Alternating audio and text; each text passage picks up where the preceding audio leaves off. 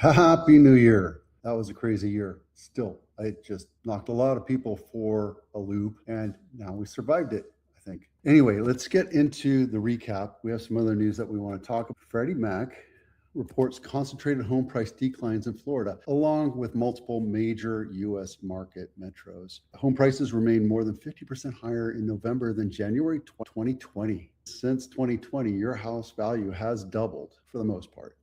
If you look at certain areas, they've come up maybe 20%. Others have gone up a lot more, like Cupertino. We'll talk about Cupertino, Willow Glen, and luxury homes as well. Freddie Mac's house price index measures price trends by tracking repeat sales of the same properties, providing an alternative assessment, blah, blah. Let's see, home prices across 40 select metros tracked by Freddie Mac posted an average decline of 2.7 in November. Price peaks vary among cities. I think I'd have to go to the Freddie Mac site, but this is from Scotsman's Guide. Prices have gone up. We did see a slight contraction in certain areas like Blossom Valley.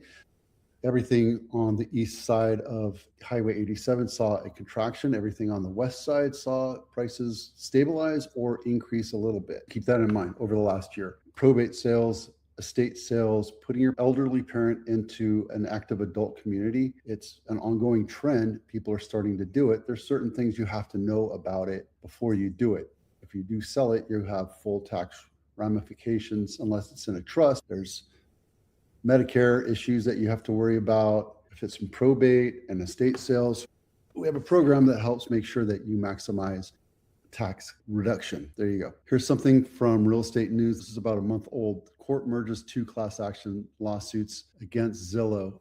Originally filed in September, it amended complaint in November 9, but they also brought in the Armstrong case. The reason why you have to know about this is because it hurts everybody. While Zillow is easy to use, they use practices and rules that not just hurt real estate agents, but they also hurt the consumer overall. They force their agents to push their Zillow loan program, which may not necessarily be the best thing. Remember, it's all about transparency and showing you different options and letting you explore those options, be educated on them, and understand it. Like when you ask me for a lender, I don't give you just one, I give you three. And I also tell you to go talk to your bank or your credit union. However, if you have credit issues or you have high debt to value, sometimes it's better to work with a broker when we do go to work together. With Zillow, if you click on I want to see this property, you get a random agent and they're forced to get you approved through Zillow loans, which again, might not be the only option for you, but at least they have to show that you approved through their system, and then they get fed more leads for them to call on. If they don't, then they get hurt, which is subversive. Cupertino House of the Week, Prospect Road, not my listing. If you know where Prospect Road is, a fairly busy street. It's a filter street. It's not a massive avenue like boulevard like D'Anzo, but you do get a lot of traffic. And this house is $3.5 million, 5-bedroom, 2.5 bath, 2,300 square feet, built in 1964. Let's take a quick look inside. Yeah, so this has been updated, not completely remodeled. You see the granite countertops, white appliances, nothing wrong with it, but it is what it is. Wallpaper's not in right now, guys. I'll tell you that right now. I had a house last year that had wallpaper everywhere and it just looked schlocky. Didn't sell. It's an older bathroom. The wood floor looks nice. The patio and the pool looks nice. The backyard looks nice. But again, you're dealing with a fairly busy street. I think 4 lanes and bike lanes to deal with. So you're working on a lot of different traffic issues there. This is Willow Glen House of the Week. It's not super walking distance to Lincoln Ave, but it's close enough. And there's not a lot of inventory right now. This is Camino Pablo, not my listing, $4.5 million, 6-bedroom, 4.5 bath, 4,000 square feet, built in 2025. Yes, this does take Measure E into account. Anything over 2.250 million sold, you have to pay the Measure E tax, which is 3 or 4 times the original transfer tax. So something to be aware of. This is brand spanking new. And guys, there's nothing wrong with this house. It's brand new. Everything is updated and new and fancy looking. But understand, this is somebody took this lot which was 6,600 square foot lot, tore down the old house and put a new one on it. Just be aware of what's going on in this. This is a beautiful house.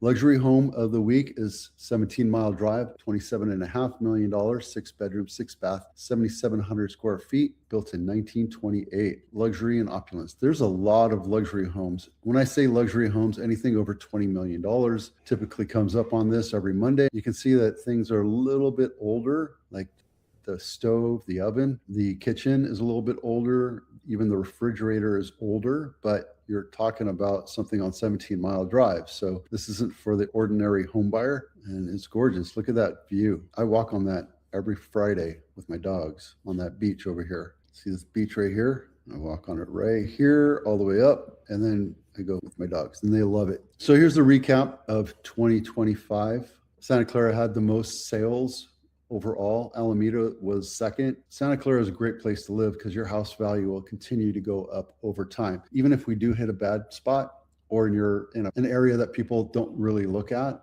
it's still going to increase in price. Overall, the list price to sales price ratio in Santa Clara County increased 4% year.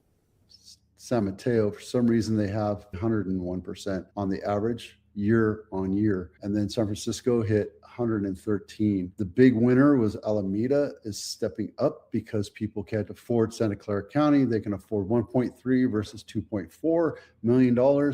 So Alameda is an easier way for you to get into it. Now, this is Alameda's huge county. You're talking about Fremont to Oakland to Walnut Creek down to, well, I think Walnut Creek's Contra Costa, but it's a huge area and it takes a lot of different homes into account. If you're thinking maybe we can move to Fremont, you're still going to pay close to Santa Clara County prices in Fremont. So just keep that in mind. You can get a great deal in Hayward. I have a listing up there right now that's going for sale around $950, $975. It's a newer home and it's in pretty decent condition. Inventory recap.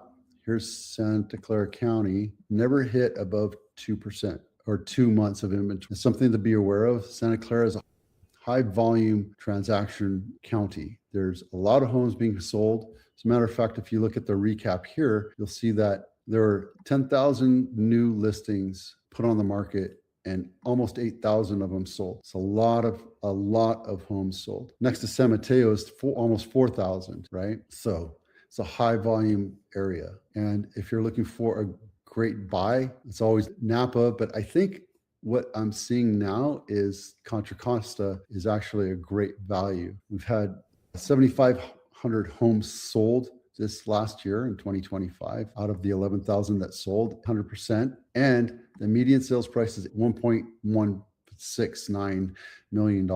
Contra Costa is probably the next target area to look at. Marin, Monterey, those homes tend to take longer to sell. Days on market is 48, and you can still get a pretty good deal. And you find houses that have been on market for a little bit longer, and then you're off and running. Here's the first of the year right here. And what you're seeing is Santa Clara County is already sprinting off to a start. We've had 21 closings this last year. Now, this is from December, but still, we're seeing a ton of homes close in January. The last half of December, which is really the 15th through the 31st, slowed things down. It was very slow, but everybody waited to the first of the year. From January 1st to January 5th, we've had 21 closings, $52 million in sales so far. Average price is $2.4 million. If you look at San Mateo only has 6 homes, and the average for San Mateo is 2.2. So that's a little bit telling right there. We've already had 5 homes in the contract this last week, the last 5 days, and San Mateo has 12. If you see Napa and San Benito haven't had anything. They've had 10 new listings and 12 new listings, and the average price is 62 and 46 days on market for the homes that are still on market. We put 5 houses in contract over the last 5 days. Compare that to Santa Clara, which is 5, and Santa Cruz, which is 11. So everybody's off to a running start. I don't think this is anything great to talk about outside of the fact that it just is what it is. And those are the numbers that they are right now, 5 days into the new year. I think what we're going to see, though, is things pop up and normalize. And we're going to see San Mateo, Santa Clara, Alameda really just push out hard and come out in front. And Contra Costa will be a close fourth. So those are the places to track if you're looking to move and you want to stay in the Bay Area. If you want to buy luxury, then obviously Summit and Monterey and Napa are the places to be. These are the final numbers for single family homes in San Jose and Santa Clara County for the last 3 years. 2023, San Jose had 3,500 homes.